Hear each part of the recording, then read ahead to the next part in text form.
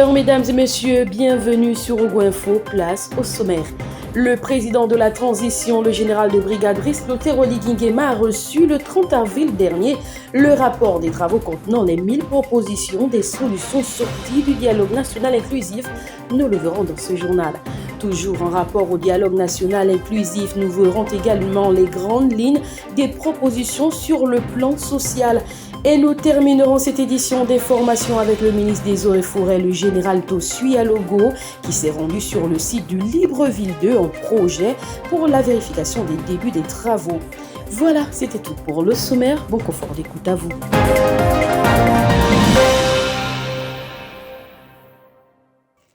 Nous l'annoncions, titre, le président de la transition, le général de brigade Brice Clotaire Oligui Nguema, a reçu mardi dernier, lors du bureau du dialogue national inclusif, le rapport des travaux contenant les 1000 propositions de solutions qui scellent la fondation d'un Gabon nouveau. Ce rapport a été remis au chef de l'État par le président du bureau du dialogue national inclusif, Monseigneur Jean-Patrick Ibaba, qui a invité le président de la République à mettre en œuvre pour l'exécution de ces résolutions pour l'avènement d'un Gabon auquel tous les Gabonais aspirent.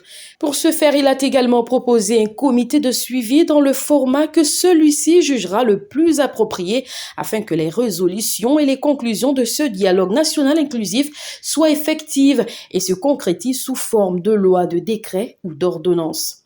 Jugé d'une grande pertinence car proposant un nouveau régime politique, une transformation d'une économie de rente en économie de production, une redynamisation de notre tissu social ainsi qu'une refondation de nos institutions qui doivent être solides grâce à une bonne gouvernance et à une séparation des pouvoirs. De même, ce dialogue national inclusif a su mettre en exergue le panier de la ménagère, le foncier, la nationalité, la politisation, l'administration, les pensions, retraites, l'assurance maladie sont autant de préoccupations pour les Gabonais et Gabonaises. Rappelons que ce rapport est la compilation des travaux des différentes commissions mises en place. Toujours en rapport au dialogue national inclusif, des résolutions sociales fortes ont été annoncées lors de la cérémonie de clôture du dialogue national inclusif qui s'est tenue ce mardi 30 avril au palais de la présidence de la République. Cette cérémonie a été marquée par la présentation du rapport définitif au chef de l'État, rapport final comportant des propositions sociales phares qui devraient favoriser l'inclusion et le développement du pays outre les dispositions politiques, économiques et diplomatiques. Il s'est agi entre autres de la dépolitisation de l'administration publique, la nationalisation de Gabon Télécom, le renforcement du système de santé par l'augmentation des structures sanitaires répondant aux normes dans chaque province, la promotion à hauteur de 40% des femmes au poste de responsabilité dans l'administration, du renforcement des conditions d'acquisition de la nationalité gabonaise et l'institutionnalisation du mariage coutumier par création d'un code. Dans le domaine religieux et culturel, plusieurs points ont également été évoqués, notamment le recensement des lieux de culte ésotériques et leurs dirigeants, l'interdiction de la tenue de prière et port du voile dans les lieux publics, ainsi que la création d'un palais de la culture et des musées thématiques dans chaque province. C'est ici les différentes suggestions faisant partie des 1000 propositions contenues dans le dit rapport pour le compte des résolutions sociales.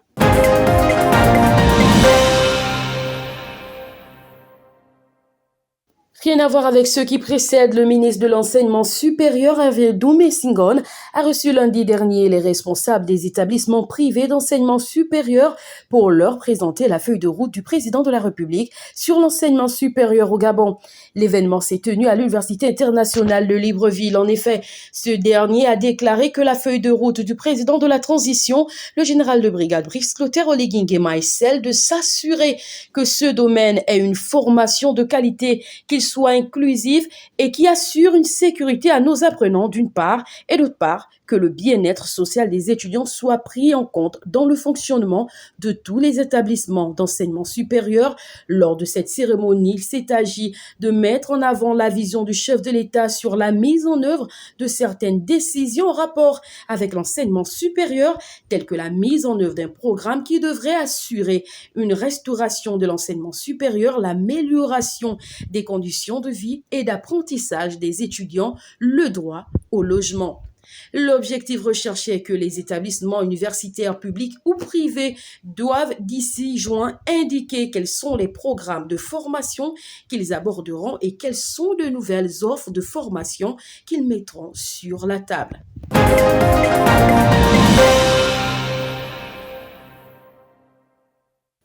Nous concluons cette édition d'information avec l'information selon laquelle le ministre des Eaux et Forêts, le général de brigade Maurice Tossuet-Logo, s'est rendu ce lundi à Andem, site retenu pour la construction de Libreville 2, pour évaluer l'avancement des travaux. Déjà entamé, ce projet a pour objectif participer au renforcement dans le développement économique du pays, mais également à l'embellissement du pays avec des infrastructures mieux définies. Par ailleurs, circonscription impose, il faut dire que le terrassement des terrains ont pour ce faire emporter les plantations des autochtones sur près de 48 000 hectares. Toutefois, le membre du gouvernement a rassuré les personnes touchées par cette situation que le gouvernement mettra tout en place pour leur remboursement. En croire le membre du gouvernement, des précautions ont été prises pour le dédommagement des victimes. Il a également promis de voir avec les opérateurs des ONG qui peuvent les accompagner comment faire des grandes barrières pour que les pachydermes ne viennent pas saccager les plantations qui seront refaites l'autre côté de la zone. Rien d'inquiétant pour le moment, le déroulement des débuts des travaux avance tant bien que mal. Peut-être rappeler que ces travaux de terrassement qui marquent le début du projet Libreville 2 vont durer environ 2 mois. Voilà, c'était tout pour aujourd'hui. Merci une fois de plus de nous avoir suivis. Je vous dis à demain, même heure, pour le prochain numéro de votre édition d'information. Restez connectés sur Ogo Info.